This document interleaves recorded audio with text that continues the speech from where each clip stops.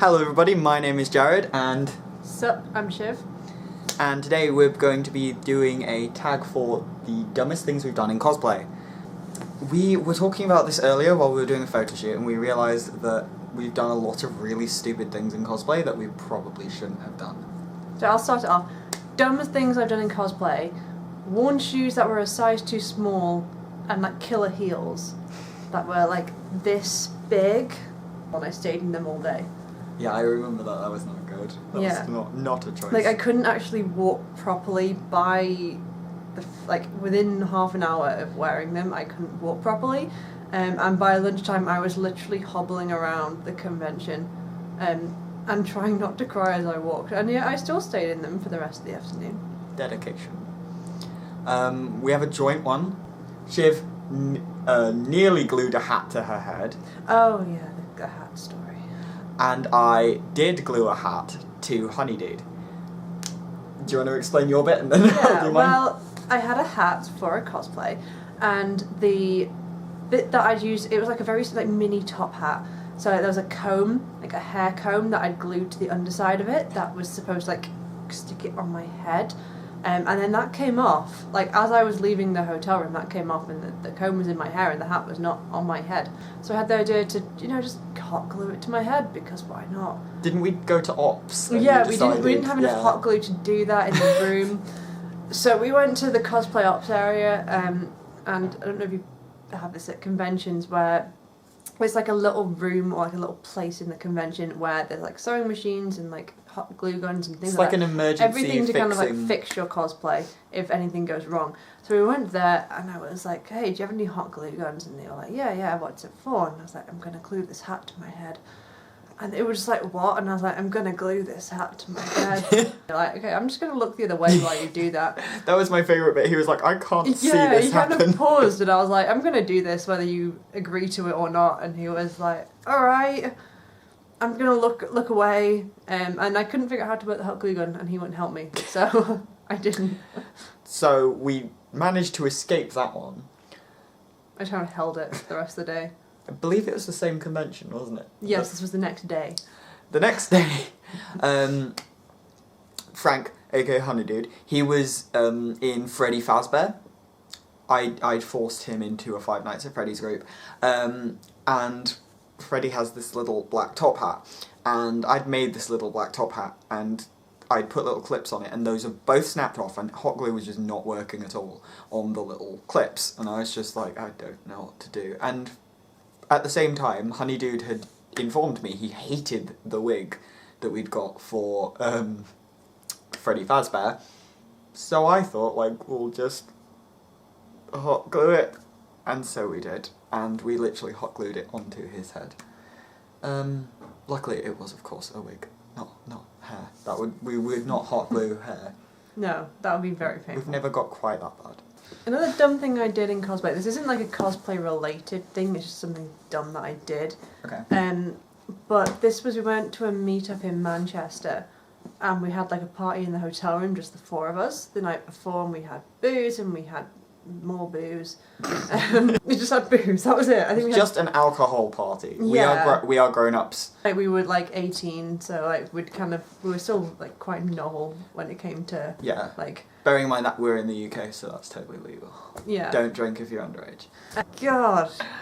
Just convince someone to buy you some booze from a corner shop. And I'm a Disney princess and I can't hear this. You're a bad sensei. Just saying. Get drunk in a car park or a regular park or just anywhere. Carry on, I've interrupted you. That's stories of my childhood. And then the next morning, we didn't really finish all the drinks from the night before. There was some cups that were half filled. And the next morning was the meet. It's the meet-up in Manchester. So I woke up and I went around the room and mind-swept every single drink that was there. I'm not quite sure how many there were there. If you don't know what minesweeping is, it is essentially going around and just downing all of the drinks that are left. Yeah, it's generally referred to as a thing when you're in nightclubs. If someone's left a drink on the side, you just go and take it and down it before the person whose drink it is can find out. Yes, which is standard in the UK. We do this all. Yeah, and then R.I.P. got drinks. into cosplay and went to a meet in the middle of Manchester, which was an all-day long thing, so that was fun. Yeah, that's a dumb thing I've done. Okay. What was my next? Oh, the most recent convention we went to. We went to MCM Birmingham. Any UK people probably know MCM Birmingham. It's obviously in Birmingham. But during the time of this convention, there was a blizzard, and it was snowing, obviously, so an enormous amount of snow. And it was like below freezing outside, absolutely awful. It was Baltic. It was terrible. I was doing Todoroki. So snow. And the first thing that Heather says to me, she turns to me and she just goes, "I want to shoot you in that." And I go, "Well, obviously I'll go in the snow." And that's literally my famous last words, because I thus spent the rest of the day and some of the next day forcing these poor people into blizzard while wearing PE uniforms. And you were wearing a dress. I was wearing on the a first satin day. dress. Yeah. It was just like one layer of satin. Oh my god. And oh my god, that was not fun. Like, we were literally freezing. I was shivering. We went back. We were after the first day when I was in the satin dress. We ran back into the convention, which was like huddled in the doorway, and the security guy came over to us and was like, "You alright?" It was so cold, and he went, "Put your hands on those heaters." So we had to run over to the doors, like stretch up to these heaters at the top of the wall, and just like put our hands against them. She could actually touch it, the heater. No one else could. The guy was like, "You're a tall one," and she's like, Yeah. "Yes, I've never heard that before." Yeah. Well, that one, Frank was literally shaking. Yeah, my hand, like we were like, our hands were blue. Yeah. We were shaking. It was awful. Like, Frank was in Bakugo, so he was in the PE uniforms, like short sleeves, and he was his hand was literally like this. It was kind of funny at the time, but now we're just sort of like, probably shouldn't have done that. I also got flu from that. Yeah, you were sick for like 3-4 days after that. Yeah, I was very, very ill. Got good photos though. Yeah, it makes it all worth the while. It's worth it. I don't think there was another one. Yeah. So last summer, I was finishing my degree. I was doing. You know what I'm gonna say. Yeah, I do. So I was doing a master's in English literature, and over the summer breaks, the deadline for the master's was September. So you had the summer term and the entire what would be a summer holiday for people who weren't doing a master's. For Americans, this is essentially your college. But Yeah. it's like an extra you can do at the end of it. I don't know what the comparison would be, but it's a very important part of your degree. Yeah. But yeah, so like an MA, like a postgraduate degree. So I'd done.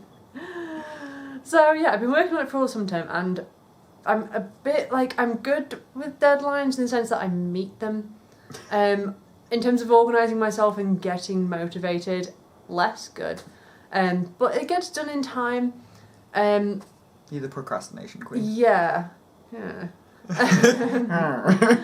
That's one way to put it. But yeah, so I had that summer I'd simultaneously, so I had MCM Manchester, which was the last weekend of July, and then 2 to 3 weeks later, around mid-August, there was Kitacon in the UK, which is like a residential convention about cosplay. So 2 very close conventions. Yeah, and Midsummer. then my deadline was on September the 1st.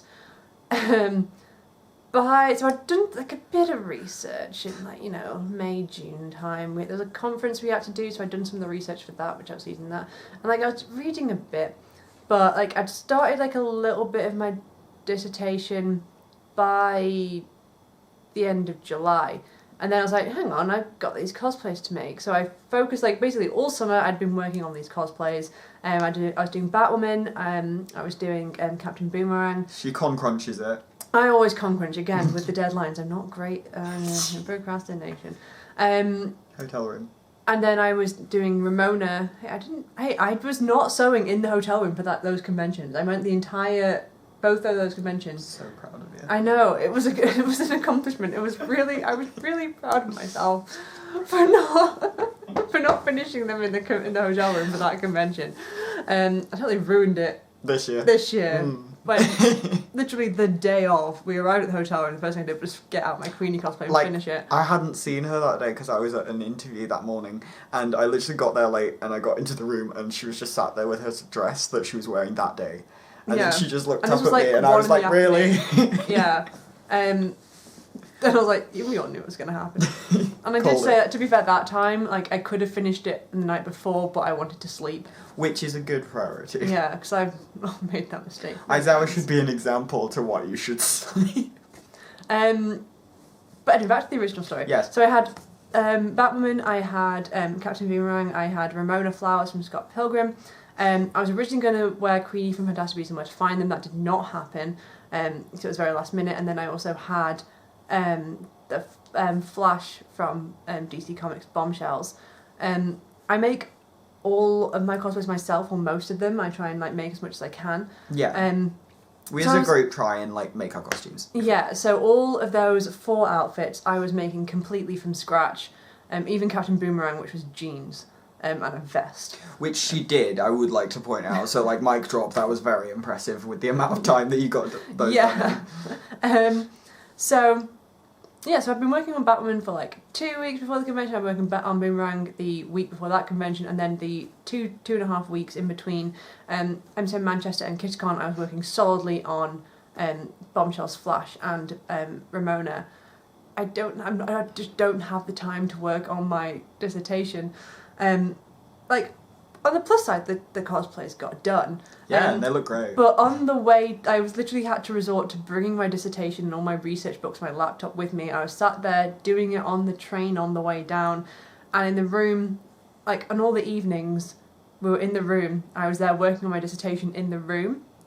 So like, there's just If you have to do this, just don't go to the con. don't go to the convention or just rewear a cosplay or something. And like for every day, because there was the what are they not like panels? Yeah. The panels, and then the panels would finish at around like 5 o'clock, 6 o'clock. Then there'd be some jokey evening panels, like some light-hearted ones, and then there'd be a rave in the evening. So I would only have about at most like an hour, 2 hours, like each day. And she would show up to the raves, I would like to point I out. showed up to every single one of those raves. Yeah. I went to some of the panels. Instead of doing her dissertation, doing my she dissertation, was doing raving. She was raving. And then, so I didn't really have time to hang out with, like, friends, like, just chilling, which I really wanted to do, but I did have to, at some point, I had to prioritise my dissertation, let's face it. And then I got home from that convention, and then just solidly worked on my dissertation, which was, I think, 15,000 words, for the next, like, 2 weeks, I think it was. Must have been, like, maybe a week, I think it was, like, 10 days, maybe. Solidly worked on it. I got it done. I had it done. It was handed in on the deadline day with a few hours to spare. No sleep the night before. Got a distinction, so clearly... That's what you need to do. Yeah. Kids out there, bring your work to conventions. Because it's the best way to get your work done. So that was the dumbest thing I think I've ever done, because that was literally throwing about 10 grand down the drain, which was how much I was paying for my education that year. Klaus. Oh, yeah. We did a cosplay from I don't know, it's kind of an obscure comic, isn't it? Well, if you're an emo kid, it's probably not that will know obscure. what... If you're a fan of My Chemical Romance, we were well into it back in the day. Yeah, Umbrella Academy by Gerard Way. This is my very first cosplay. Yeah. We decided we were going to go to a convention together and we were going to cosplay from Umbrella Academy. You and your friend Sarah were going to do 2 pair villains, and I was going to do one of the hero characters from it. There are these 2 villains who kind of like team up, and they work for like this agency that's kind of exists outside of time. And these 2 villains are called Hazel and Cha-Cha. And they are basically time-travelling... psycho killers who will do anything for sweets. Like they're not even paid in money, they just get paid in like red vine. They were wearing like FBI suits but with giant like mascot heads, like one's a bear, one's a dog. And there's a sequence where they kidnap the character you were doing. His name is Klaus and he's the seance. Yeah. His character is based on like literally seances. So he's kind of like gothy looking, he's got really, really, really pale skin, like white, and black hair, and his superpower. His superpower is he can basically contact the dead and basically have seances with them. Yeah. But it only works when his bare feet are touching the ground, because he needs they're like what connects him to like the spirits. Here's the link to the stupid thing. this was quite a long time ago, obviously. I decided that I would go to a convention in London where I was going to spend a lot of it outside. Yeah, and it was at the end of May, which in London can get really, really warm. Yeah. So it was about, I think, it was about like 18, 20 degrees Celsius. Like, yeah, I was wearing a black vest, a Hawaiian shirt, and skinny jeans, and 0 shoes. Because instead of making fake shoes, which I was going to make those little like plastic sole fake barefoot shoes. I was going to make them. I got lazy. And didn't. Obviously. And you were like, oh, I'll just walk around barefoot. And we were like, yeah, that sounds like a good plan. Yeah, none of us thought this would be stupid to do. So I did that, and then I walked on glass. Yeah, well, first of all, that's the problem with walking around outside earlier in the day, where it was so hot, the ground was so hot. Oh yeah, I burned my feet. You burnt your feet, and you had to be carried by Sarah, who was the villain, and just like carried across the ground. Which was good. And then we were trying to walk around, I think, to the hotel, back to the hotel, where we'd left our bags. And yeah, in the middle of London, like in the back streets of London. Yeah, because like, I thought that was a good idea, to walk around barefoot in the back streets of London. Stepped on glass. It was not good. Yeah. Like, we managed to get out and it was fine. And, like, I didn't, like, I don't know, get a disease from it. No. Don't do any of this stuff to yourself. Yeah. We were examples of what not to do. This is like what not to do in cosplay. Yeah. And we're in cosplay. Yeah. But yeah, related to that, there are 2 points. So this was later that year, again, MCM Manchester. I was well into the Umbrella Academy. Yes. And I didn't have, like, you guys were doing your own things, so I didn't have a cosplay to do. So I was like, oh, I'll cosplay White Violin. So from the first series, so I was cosplaying one of the Hargreaves siblings, so Klaus's younger sister, called Vanya, who is the White Violin. And her White Violin outfit is literally, she is essentially walking around nude, but she doesn't have any, like, distinguishing features. No nips.